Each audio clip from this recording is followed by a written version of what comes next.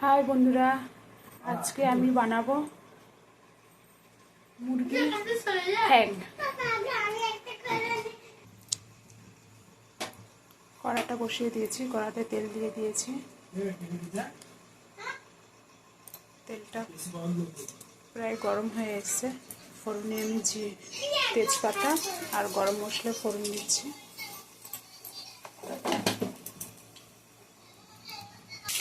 কেটে রাখা পেঁয়াজটা দিয়ে দিয়েছি। পেঁয়াজটা ভালো করে ভেজে নেব। পেঁয়াজটা আমার ভাজা ভাজা হয়ে গেছে। এবার কেটে রাখা কাঁচা লঙ্কা টমেটো দিয়ে দেবো। কেটে রাখা কাঁচা লঙ্কা টমেটো দিয়ে দিলাম। মুরগির ঠ্যাংগুলো দিয়ে দিয়েছি। ভালো করে কষিয়ে নেব। মুরগির ঠ্যাংগুলো আমি আগে থেকে ভালো করে ধুয়ে রেখে দিয়েছিলাম।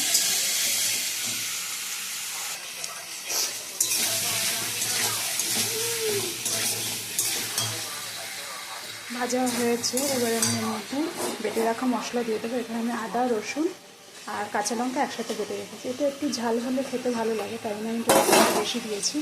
আপনারা আপনাদের মতন ঝাল দেবেন। লবণ দিয়ে দেবো স্বাদ অনুযায়ী। হলুদের গুঁড়ো দেবো 1 চামচ।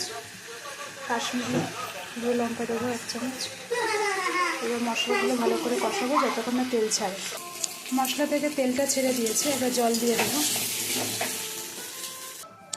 বেশি জল দিইনি, হালকা পরিমাণে জল দিয়েছি। রেসিপিটা আমার রেডি হয়ে গেছে। কে কে এই মুরগির ঠ্যাং খেতে ভালোবাসেন আমাকে কমেন্টে জানাবেন। Thank you.